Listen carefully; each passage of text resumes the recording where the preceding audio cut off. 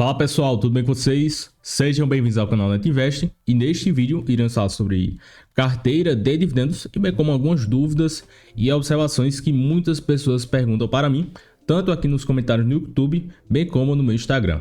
Então bora lá para o vídeo falar um pouco sobre carteira de dividendos e algumas observações bastante úteis, porque muitas pessoas que seguem aqui no canal investem em boas empresas com foco na geração de renda passiva, seja em ações de dividendos e bem como fundos imobiliários. Bem, e alguns pontos que devemos destacar, o que é realmente importante. O primeiro ponto, o mais importante de todos, ter boas ações na sua carteira. E o segundo ponto, que linka com o primeiro, histórico de resultados consistentes e histórico de pagamentos de dividendos consistentes. A empresa está gerando caixa nas suas atividades operacionais e, naturalmente, os pagamentos de dividendos irão ocorrer. Porque as empresas aqui têm um payout mínimo de 25% do seu lucro líquido, caso a empresa apresente lucros. Então, naturalmente, tendo boas empresas em carteira, um histórico de resultados consistentes e que pagam dividendos sistematicamente, os dividendos ocorrerão naturalmente. Mesmo que seja um dividend yield baixo, 2, 3, 4, 5%, e, mais além, no médio a longo prazo, a tendência é que as empresas cresçam. Então, mesmo que a empresa hoje pague 4 ou 5% de dividend yield, se ela conseguir crescer, é provável que no futuro o seu dividend yield em relação ao seu custo de aquisição seja bem maior desses 4 a 5%. Então, o primeiro e segundo ponto são fundamentais. Dessa forma, o último ponto aqui, dividend yield elevado, não é critério de escolha. Iremos mencionar alguns exemplos aqui para não acabar caindo em certos micos. Então, também surgem diversas dúvidas sobre empresas de crescimento e dividendos. A empresa teve o seu lucro no período, o que ela pode fazer com esse lucro? Investir na própria empresa, com foco em crescimento ou na manutenção das suas operações, realizar aquisições, ou seja, comprar outras empresas ou participação em outras empresas, mesmo não sendo sócio majoritário, pagar dívidas, recomprar ações, que também acaba gerando valor acionista, e aqui por último, a empresa pode pagar dividendos. Mas com a bronca aqui, por quê? O lucro retido dentro da companhia diminui, consequentemente, o crescimento da empresa pode ser menor.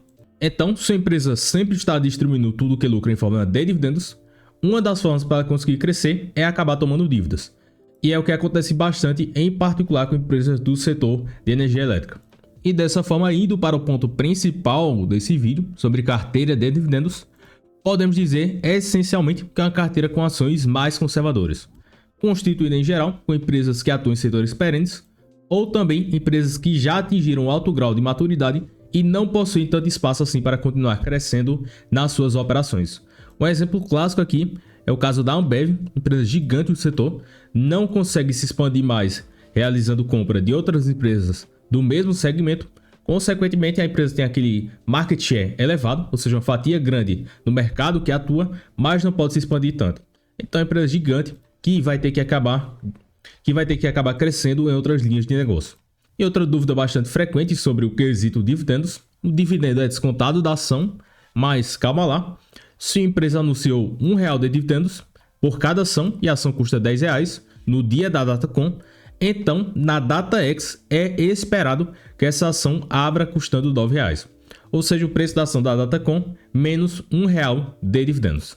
E disso também surgem diversas dúvidas que muitas pessoas já comentaram aqui no canal, que quer comprar uma ação na data com e quer vender na data X, pensando o seguinte, que vai comprar a ação por R$10 na data com, na data X vai vender por R$10 e vai embolsar R$1 de dividendos do bolso. Mas não é isso que acontece.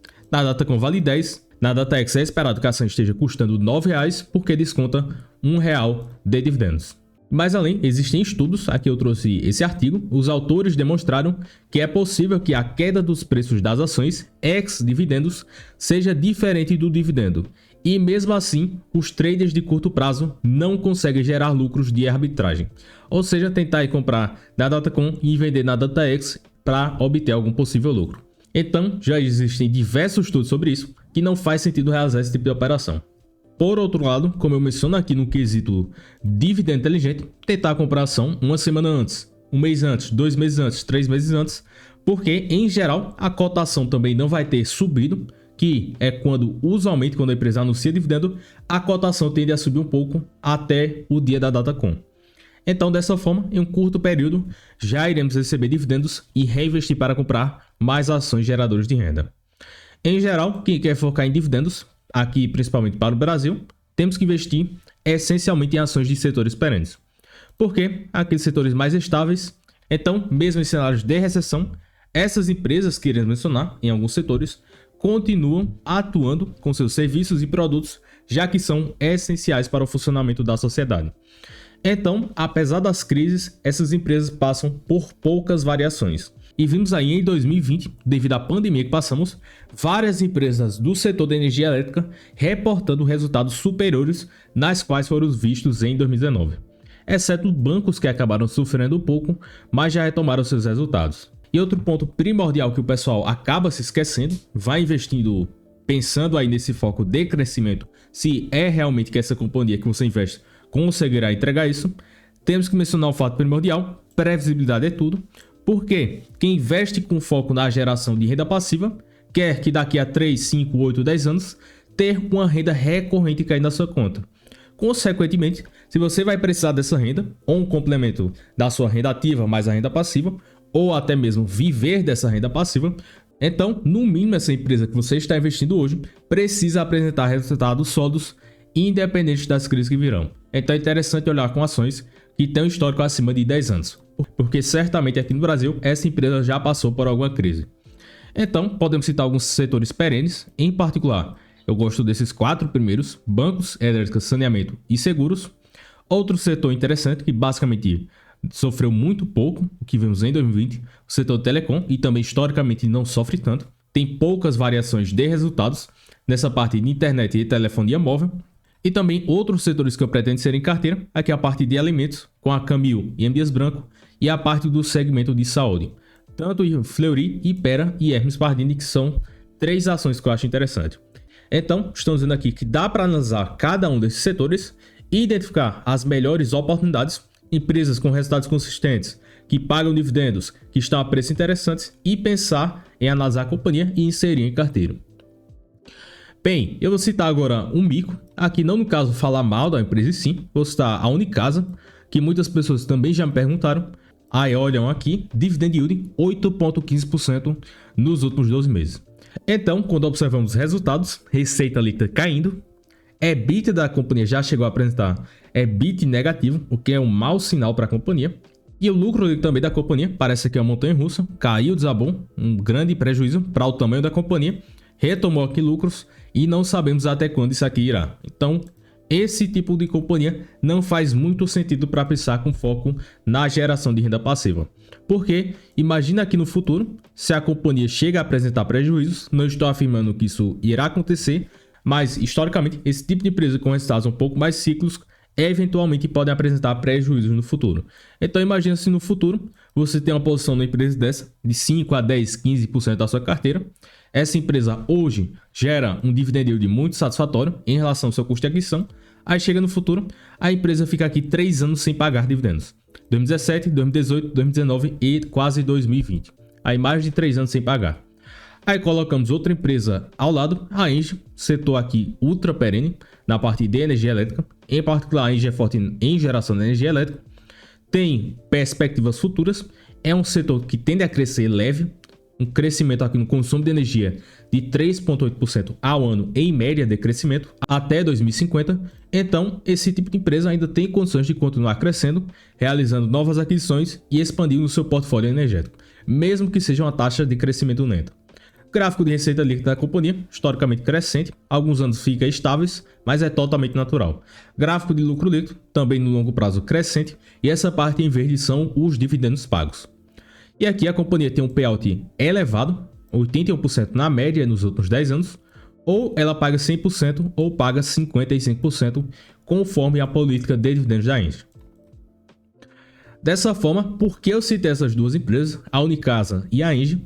Aqui, coloque as chances ao seu favor. Então, dado aqui estatístico, as chances das empresas da Bolsa de Valores terem lucros de acordo com seus históricos financeiros. Então, uma empresa que tem mais de 11 anos de lucros consecutivos, independente se esses lucros cresceram ou caíram, a chance dela continuar tendo lucros é de 95%. E uma empresa que tem de 6 a 10 anos de lucros, 92%, 1 a 5 anos de lucros, 83%. Aí cai aqui em outros casos, uma empresa que tem 1 a 5 anos de prejuízos consecutivos, 34% de chances de apresentar lucros. 6 a 10 anos de prejuízos, 14%, aqui o caso da Oi, e mais de 11 anos de prejuízos, 8%, o caso aqui da Viver. Então, se você quer investir em empresas boas que irá lhe proporcionar uma renda passiva interessante, você deve visar empresas que têm aqui um histórico de pelo menos mais de 6, mais de 10 anos com resultados consistentes e sempre apresentando lucros. Os lucros podem variar desde que sejam consistentes na companhia. E outra forma que acabamos de mencionar sobre essa parte de consistência de lucros, na renda variável nada é garantido. Algumas empresas que já foram as maiores da bolsa hoje são micros, aí o caso da Cielo, era uma das maiores empresas da bolsa, pagava um belo dividendo, mais paciência, mas vimos tudo isso que aconteceu aí na Cielo. E, além disso, uma empresa, entre aspas, de crescimento, pode virar uma empresa de dividendos muito rápido e vice-versa. Ou seja, uma empresa de dividendos pode virar de crescimento e vice-versa. Porque situação econômica e política muito volátil e também temos várias empresas com históricos muito recentes, menos de 10 anos. Então, outro exemplo clássico aqui, a Alupar, que muitas pessoas que seguem aqui o canal investem. A companhia basicamente ficou 10 anos sem sair do lugar. A receita aqui da companhia, 2011 até 2019. EBITDA também, basicamente cresceu muito pouco nesses 10 anos, 2011 até 2019. Lucro líquido também da companhia, basicamente ficou 10 anos aqui de lado. Cresceu um pouco, mas nada muito brusco para um horizonte de 9 anos. Aí quando observamos o payout aqui da companhia, a companhia do nada tem um payout de 37, sobe para 60, virou uma pagadora de dividendos. Do nada cai para o mínimo de 25%, depois aumenta e teve aqui quase 4 anos, aqui no caso 5, 1, 2, 3, 4, 5 anos, com payout em torno de 50% a quase 100%. Então, de 2012 até 2016, a Alupar foi uma pagadora de dividendos, com o dividend yield satisfatório. Ela sim é uma pagadora de dividendos, mas em alguns anos o dividend yield da Alupar acaba caindo bastante. E nesses últimos anos, o payout da Alupar caiu bastante, em torno de 47%, 49%, e mais além, em 2020 anunciou um dividendo pequeno, aqui em torno do mínimo, e em 2021 deve anunciar a mesma coisa. Porém, a Alupar no momento está visando mais crescimento, não é à toa que a companhia já tem entregado isso aqui, o EBITDA crescendo desde 2019, a tendência é que isso continue, devido ao crescimento da companhia tanto na parte de transmissão como de geração. Então no futuro, quando esses investimentos maturarem, é esperado que a companhia repasse dividendos aos acionistas. E outra empresa que o pessoal acaba se enrolando bastante, a Itaúsa. Historicamente a Itaúsa sempre pagou dividendos, mas nunca com dividend yield tão atrativo assim durante vários anos. O yield médio da Itaúsa é em torno de 5% nos últimos anos. E perceba, a companhia tem resultados consistentes, parte em verde sempre pagou dividendos, mas devemos observar o seguinte: olhe de 2009 até 2015. O payout da Itaúsa foi bem baixo, em torno de 30% a 40%. E note que 2016, 17, 18 e 19, o payout da Itaúsa acabou aumentando para 50% a quase 94% aqui no período. Consequentemente, por que isso aconteceu? Porque o payout do Banco Itaú aumentou nesse período.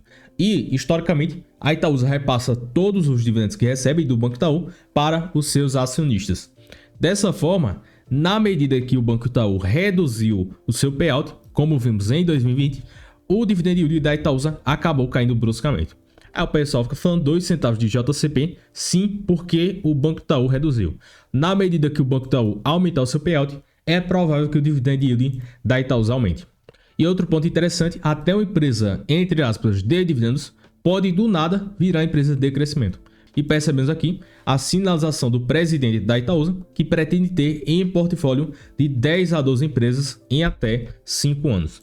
Então, estão focando mais agora em crescimento, mas isso é saudável para a companhia. A Itaúsa deve continuar pagando dividendos, mas com dividend yield baixo. E se ela realmente conseguir acertar bons investimentos, é melhor ainda para o acionista. E além disso, para quem busca dividendos, algumas empresas que possuem controlador do exterior podem ser muito bem-vindas.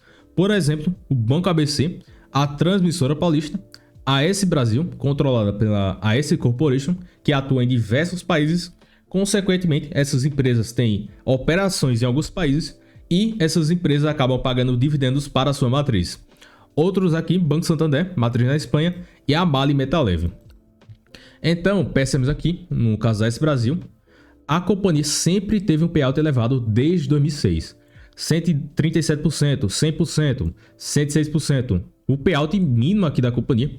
E o menor payout aqui da companhia, 99%. E de 88% em 2020. E eu imagino que a S Brasil só reduziu esse payout para 88% devido a essa possível agravação da crise hídrica. Pois, caso contrário, é provável que a S Brasil teria pago mais de 110% conforme o seu histórico. A MAHLE Metal Leve também tem um payout médio de 104%, sempre pagou aqui, payout bem elevado. Percebemos também o Banco Santander tem um payout um pouco acima dos seus pares, 60%, 70%, 52%, 65% e 55%. E 51%. E conforme a política de dividendos do Banco Santander, o payout mínimo é de 50%. E outra bronca também bastante frequente é sobre essa bronca da carteira de dividendos, já que o pessoal quer pegar o dividendo ou também o provento do fundo imobiliário e acabar retirando da corretora e gastando, principalmente no começo dos seus investimentos. Então, se você fizer isso, não reinvestir os dividendos, muito provavelmente o seu patrimônio não irá se valorizar a uma taxa muito interessante.